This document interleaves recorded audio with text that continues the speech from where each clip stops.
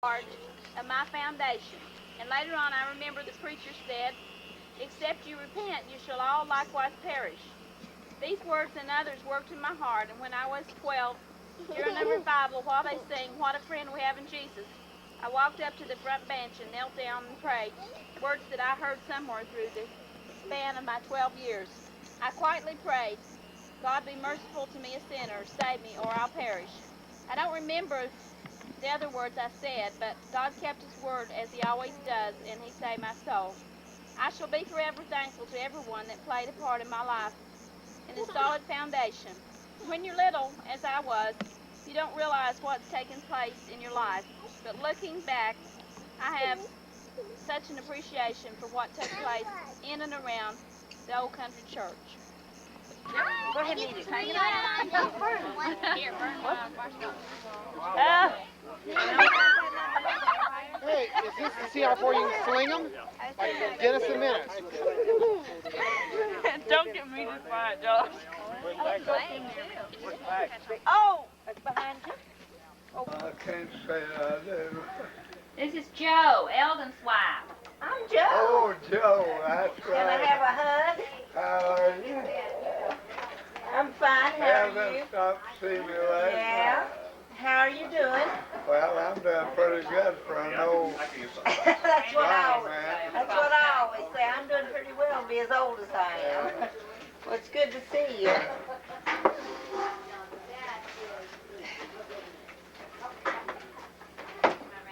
Who's this young man sitting here? What? Who's this young man sitting here? I think you talk a little slower. I said, who's this young man sitting here? Who's this young Yeah, man? yeah, I know this young man. Yeah, Yeah. this is Lehman, then. Yes, it is. Yes. That's what I thought. Yeah, yeah, it is. How you doing? Well, I'm still hanging in there. That's good. That's a good deal. Uncle Raymond wants to see you. Now what you doing? I was just going to film you. Wanted to tell me about when you worked on a railroad. About how long ago was that? Huh? How long ago was that when you worked on the railroad? Oh, I don't remember now how long it was. Huh. I went to work for Merrill Chemical Company. I worked for them for 12 years. You did? Yeah. Hi. I was with them when SEPA call was made. You know, that's that garbage. Yeah. Right. And so, an old man that we used to buy parts for machinery and so forth. One time we went upstairs where we had a big compressor that made ice. And he said to me, he said, "Ray, why don't you get you a job somewhere? Quit doing Windhouse's work for me." Oh. That was my boss. So I told him, I said, "Well, I've been thinking about it." So there was a place downtown in Cincinnati, you know, that they got jobs for people. Right. And a friend of mine worked in one, and I stopped him one day and asked him, I told him, "I'd like to get a job where I'll be the boss." And he said he'd get it. So one time he called my wife and told her, and so I stopped in to see him, and he had a job down in Kentucky where I'd have been the boss of everything in it, in the way of machinery and so forth. So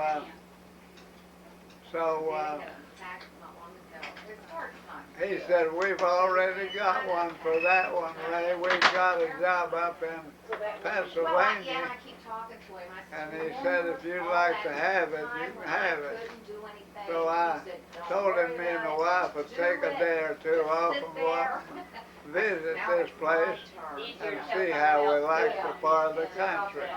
And it was 41 miles east of Pittsburgh. Oh, really? Yeah. And so my wife never did like it in Pennsylvania too well because it got so cold there in the winter time. Yeah. One time I kept my telephone on a little stand right by my bed. So when my men, I was superintendent of power. And when my men had called me about having trouble, I'd have them call me at home and I'd explain to them what to do. So one morning my phone rang before I got out of the bed, and my boss said to me, "Ray, you think you can get into the plant today?" I said, "I always have, haven't I?" He said, "You looked out the window this morning?" I said, "No, I haven't looked out no window." "You look out the window and tell me if you could get in." I looked out the window and the snow was right up to it. 3 foot of snow. Wow. All over the place. So I told him I'd shovel out my driveway and get my car out, and I'll make it in some way. So just as I got my shovel, got my driveway shoveled out clean, here come a road plowed all my snow right back in it.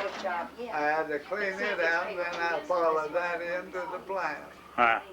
And so he finally got to come in, but he went back home that night, and I stayed all night and made sure that they shoveled snow off the roofs to keep from falling. Right.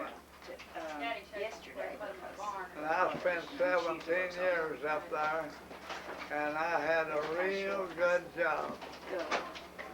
What did you do? What did you do at that job? I was superintendent of power. Oh, you were in charge of all that. Yeah.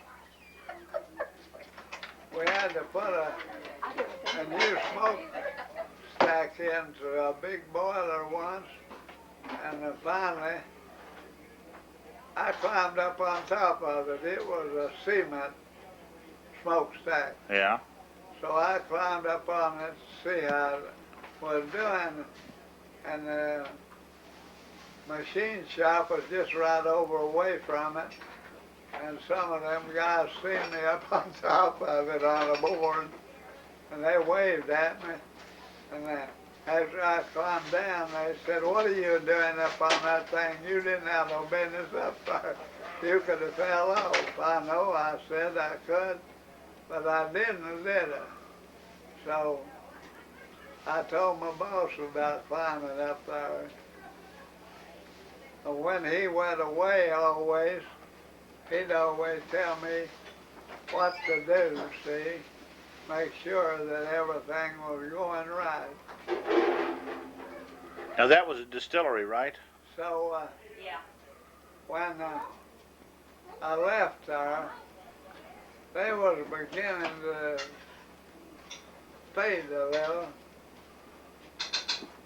And so they had they went on a big strike. It was controlled by a union, the plant was. So people went on strike, and there wasn't nobody there. And I'd been to Florida on my vacation, and I come back and went to work, and I was sitting at my desk in my office, and phone rang, and I answered it, and he asked me to come over to the main office. I said, "Can you come over to main office, Ray? We want to talk to you." So we went over there, and